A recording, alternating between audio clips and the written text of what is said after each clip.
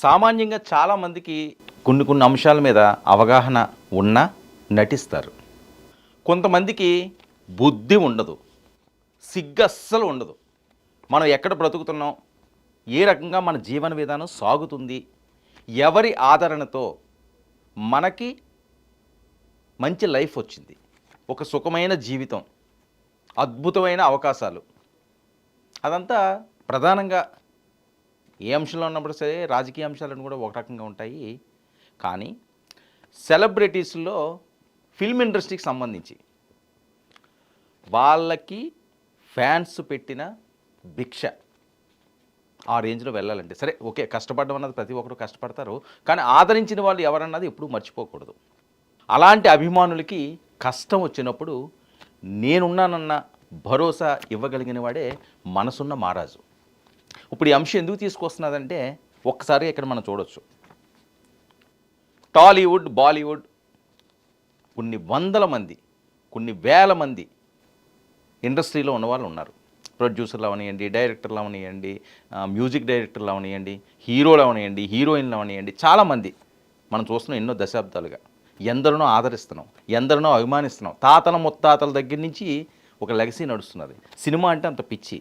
Cinema కంటే వాళ్ళు నటన, వాళ్ళని చూస్తే ఇంక మాకు చాలు ఈ జీవితం అన్నట్లుగా కుటుంబ సభ్యుల్లా, తమ కుటుంబ సభ్యులకి ఏదైనా కష్టం వచ్చినప్పుడు ఎంత ఇబ్బంది పడిపోతారో, లేకపోతే కుటుంబ సభ్యులకు ఆనందం వచ్చినప్పుడు ఎంత హ్యాపీగా వాళ్ళు భావిస్తారో అదే భావన సినిమా నటుల మీద ప్రజలకు ఉంటుంది, తమ అభిమాన హీరోకి, హీరోయిన్కి.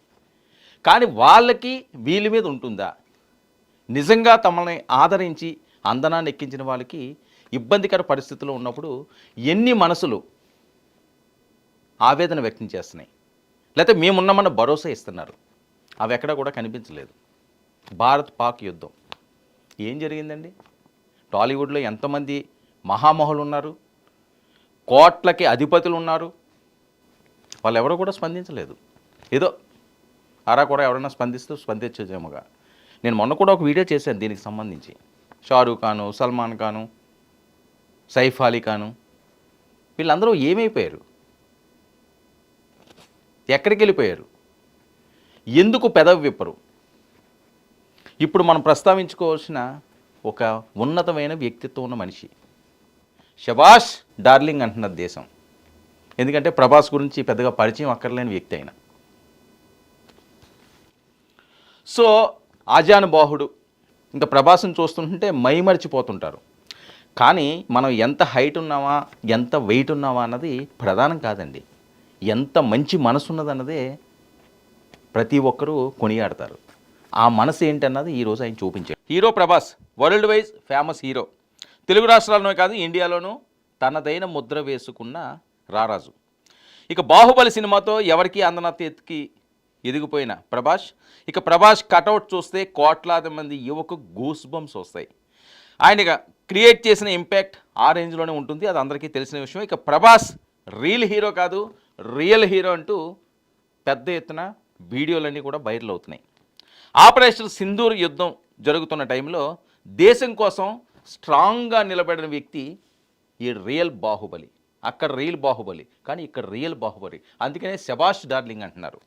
ఇక పెహల్గాం దాడితో చలించిపోయిన ప్రభాస్ యుద్ధం అంటూ వస్తే తగ్గేదే లేదని, ఇండియా కోసం నిలబడతానని ట్వీట్ చేయడం జరిగింది. ఎంతమందికి గుండె ధైర్యం ఉన్నదండి? ఒకసారి మనస్సాక్షితో ఆలోచించండి. ఎంతమంది యుద్ధం వస్తే నేను కూడా రెడీ అని చెప్పి సినిమా హీరో మాట్లాడడం అన్నది ఎంత గట్స్ ఉండాలి?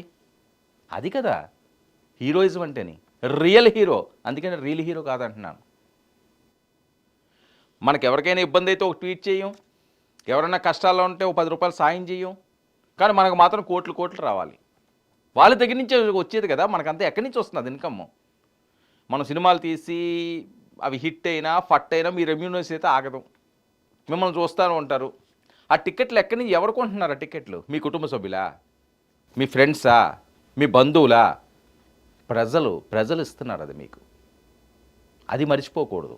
ఎంతో కొంత సాయం చేయండి, మొత్తం అంతా తీసుకోవడానికి చూడడం మంచి పద్ధతి కాదు అది. అంతేకాకుండా ఇండియా కోసం నిలబడతానని ట్వీట్ చేస్తూ అవసరమైతే దేశం కోసం నా ఆస్తి మొత్తాన్ని ఇచ్చేస్తానంటున్న ప్రభాస్.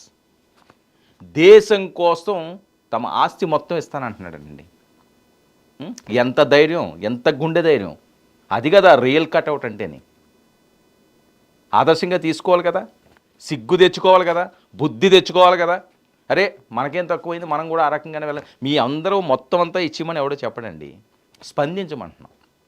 ఎందుకంటే మీరు స్పందిస్తే మీకు లక్షలాది మంది, కోట్లాది మంది అభిమానులు ఉన్నారు. వాళ్ళందరిలోని కూడా ఒక తెలియని ఉత్తేజం వస్తుంటుంది. అరే మా హీరో అన్నాడు రా, మనం ఆ రకంగా వెళ్దాంరా. అంటే మేము ఏదో తుపాకీలు పట్టుకుంటే యుద్ధంలోకి వెళ్ళమని కాదు, బార్డర్లోకి వెళ్ళిపోయి వాళ్ళు గుళ్ళకి అడ్డుపడమని కాదు నేను చెప్పేది. సరే ఒక వాయిస్ అయితే రావాలి కదా, ఆ వాయిస్ ఎందుకు రావట్లేదు? ఆత్మ పరిశీలన ఎందుకు చేసుకోవట్లేదు? అందుకనే కదా స్పెషల్ ఫ్లైట్లు బుక్ చేస్తున్నాం, మీరు అందరూ బయలుదేరండి పాకిస్తాన్కి అంటున్నారు. ఎందుకు అంతవరకు తెచ్చుకోవాలి? మీరు పీల్చే గాలి భారతదేశాన్ని, మీరు తినే తిండి భారతదేశంది, మీరు మాత్రం ప్రపంచ దేశాలన్నింటిలోని కూడా వెళ్తుంటారు. కానీ ఈ దేశానికి కష్టం వచ్చినప్పుడు, ఈ దేశానికి ఇబ్బందికర పరిస్థితి వచ్చినప్పుడు మాత్రం పెదవి విప్పరు. ఇదేం చోద్యం? ఇదెక్కడ న్యాయం? అంటే భారతదేశ ప్రజలు అమాయకులు, ఫ్యాన్స్ అమాయకులు, వాళ్ళు ఏం మనల్ని గట్టిగా అడగర్లే, గట్టిగా మాట్లాడర్లే, మనం ఆడింది ఆట, పాడింది పాట, తానా తందానా అంటే ఎంజాయ్ చేద్దామని చూస్తున్నాడు. ఎంతో కాలం జరగదు అది. దేనికన్నా సరే ఒక పరిమితి ఉంటుంది. ఆ లిమిట్స్ ఎప్పుడైతే దాటినాయో యాక్షన్ వేరే రకంగా ఉంటుంది, ప్రజల్లో తిరుగుబాటు వస్తుంది. ఈరోజు పాకిస్తాన్లో జరిగింది అదే కదా, పాకిస్తాన్లో జరిగిన తిరుగుబాటు అదే కదా. ప్రజలే తరిమి తంతున్నారు, ఆర్మీని గుడ్డలు వడదీసి పడివేస్తున్నారు. ఎందుకు? ఎక్స్ అయిపోయారు. ప్రభుత్వాల్ని ఎవడరా నువ్వు అంటున్నారు, మా జీవితాలు ఇలా నాశనం అయిపోవడానికి కారణం మీరే అంటున్నారు. ఆ తిరుగుబాటు ప్రతి దగ్గర వస్తుంది, అంతవరకు తెచ్చుకోవద్దు. ఇక దేశం కోసం ప్రతి ఒక్కరూ సైనికుల్లో మారాల్సి వస్తే ముందు వరుసలో నిలబడతానని దేశం గర్వించే విధంగా మాట్లాడిన ప్రభాస్. ఎంత గుండె ధైర్యం ఉండాలండి ఈ మాటలు మాట్లాడడానికి. మిగతా ప్రాంతాల్లో వాళ్ళు చూస్తారో చూడరో, లేకపోతే మతపరంగా ఇక్కడ కొట్లాట జరుగుతుంది, మతపరంగా విధ్వంసం జరుగుతుంది కాబట్టి ఆ మతస్థులు ప్రభాస్ని డైరెక్ట్గా బ్యాన్ చేయకపోయినా ఇండైరెక్ట్గా బ్యాన్ చేస్తారని భయం కూడా లేదు ఆయనకి. అది ప్రభాస్ గొప్పతనం. ఇక సైనికుల ప్రాణాలకు రక్షణగా ఉండాలని వారికి అవసరమయ్యే బుల్లెట్ ప్రూఫ్ జాకెట్స్ ప్రతి సైనికుడికి అందాలి.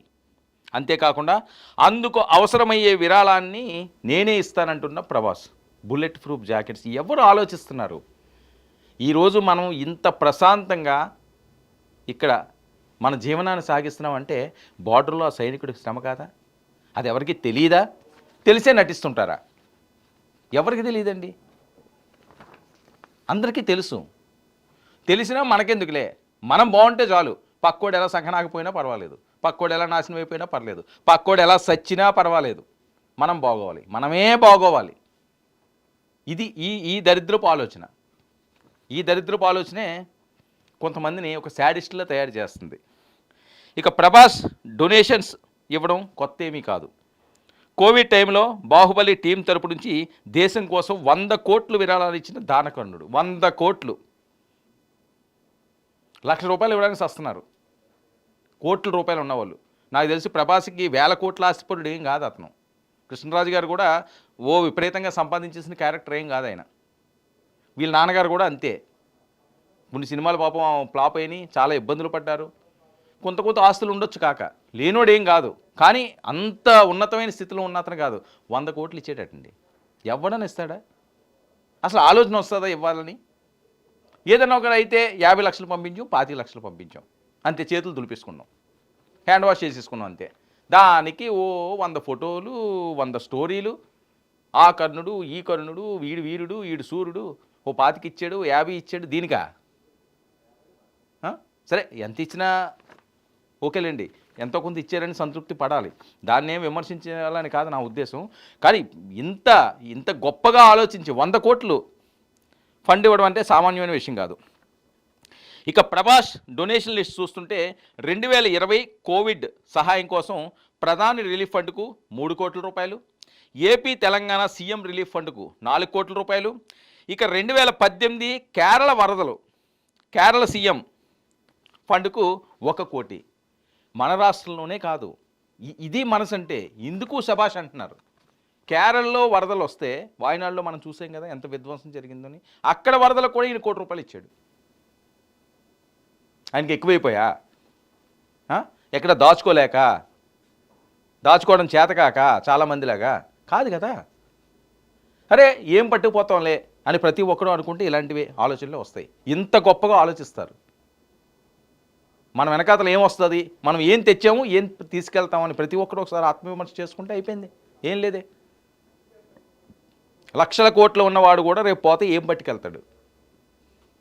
లేదా నువ్వు ఏం పట్టుకొచ్చావు, అది కదా. 2 చేసుకుంటే చాలు. ప్రతి ఒక్కరు 2 అంశాలు ప్రతి ఒక్కరూ ఒక్కసారి పరిశీలన చేసుకుంటే చాలు. మనం పుట్టినప్పుడు ఏం పట్టుకొచ్చాం, పోయేటప్పుడు మనతో ఏం వస్తుంది, క్లియర్. ఇక 2021 ఏపీలో వరదలు. ఏపీ సీఎం రిలీఫ్ ఫండ్కు 1 కోటి విరాళం. 2024 వాయనాడు కొండ చర్యలు విరిగిపడి అమాయకుల మృతి.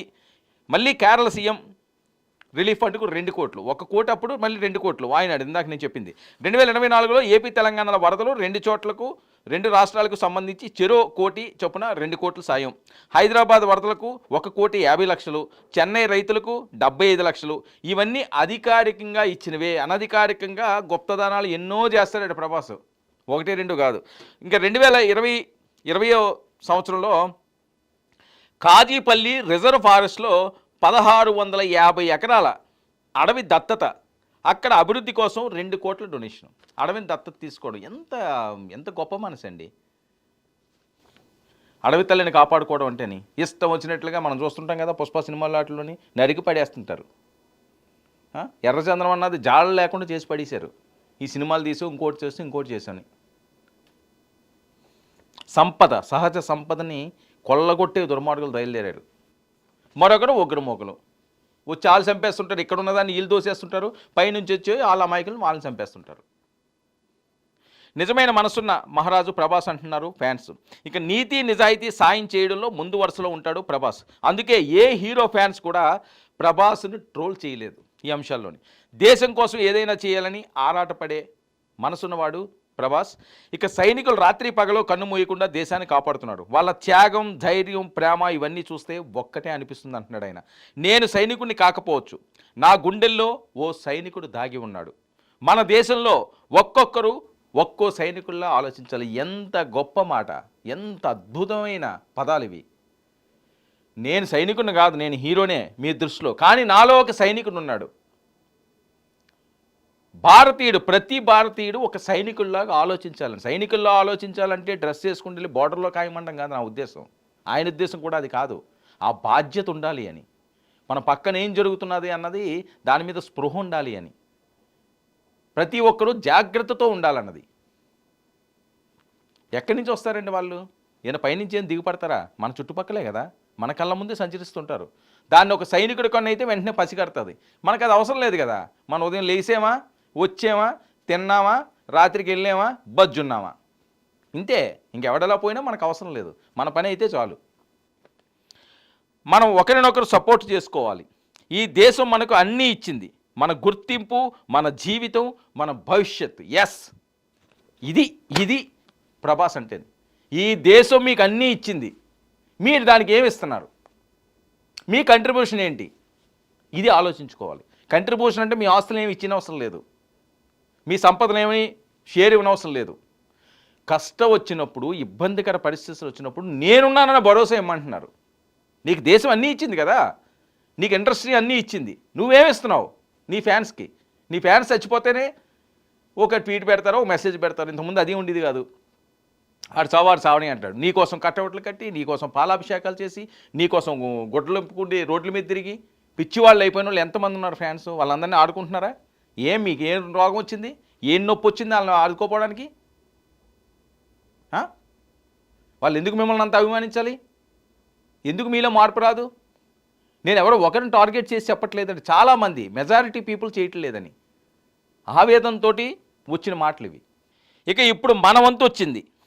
నేను ముందుకు వస్తాను, నువ్వు ముందుకు వస్తావా అంటూ ప్రభాస్ అన్న మాటలు ప్రతి యువతలోనూ రక్తం మరిగిస్తుంది. నేను వస్తున్నాను, నువ్వు వస్తావా డార్లింగ్ అంటున్నాడు. నువ్వు వస్తావా మిత్రమా అంటున్నాడు. నువ్వు వస్తావా తమ్ముడు అంటున్నాడు. నువ్వు వస్తావా అన్న అంటున్నాడు. ఇంకేం కావాలండి? అలాంటి గుండె ముందుంటే ఎన్ని గుండెలన్నా బయలుదేరతాయి, దేనికైనా సిద్ధం అంటున్నాయి. ఇక మన దేశం యువతే మన దేశభక్తి అన్న ప్రభాస్. ఇది కదా అద్భుతం అంటేని. ప్రతి ఒక్కరూ ఇలాంటి మెసేజ్లు ఇవ్వండి, మీరు డబ్బులు పోయినా పర్లేదు. ఎందుకంటే మిమ్మల్ని పిచ్చిగా నమ్మి, పిచ్చిగా ఆరాధించి, మీరే ప్రాణం, మీరే సర్వస్వం అనుకున్న వాళ్ళు కోట్లాది మంది ఉన్నారు ప్రజల్లో. అంత అభిమానిస్తుంటారు మిమ్మల్ని. మీరు డబ్బులు పోని దాచుకోండి, మీరు మూటలు కట్టుకోండి, బంగనాలు కట్టుకోండి, వినోదాలు చేయండి, విందులు చేయండి, హ్యాపీగా ఎంజాయ్ చేయండి, తప్పేం లేదు. మీరు కష్టపడుతున్నారు, మీ డబ్బు మీకు ఉంటుంది. డబ్బులు ఇవ్వకపోయినా పర్లేదు, ఒక మెసేజ్ ఇవ్వండి. ఏదైనా కష్టం వచ్చినప్పుడు మీ వంతు మీరు సాయం చేయండి అయ్యా, నేను చేస్తున్నానని చెప్పి ముందుకు రండి. మీ సాయంతో పాటుగా ఒక 1000 సాయాలు వస్తాయి. మా హీరో చెప్పాడు కదా అని చెప్పి ఆడుకున్న దాంట్లో తల కొద్దిగా ఎంతో కొంత ఇస్తారు. 100 రూపాయలు ఇచ్చినా సాయం సాయమే, 1000 రూపాయలు ఇచ్చినా సాయం సాయమే, 100 కోట్లు ఇచ్చినా సాయం సాయమే. పెద్ద మనసు ఉండాలంటున్నాను నేను. అందుకనే సాయం ఎంత ఇస్తున్నాం అన్నది కాదు, బాడీని చూసి కాదు మనం చెప్పాల్సింది, గుండెని చూసి. అంత గొప్ప గుండున్న ప్రభాస్ని దేశం మొత్తం శబాష్ డార్లింగ్ అంటుంది.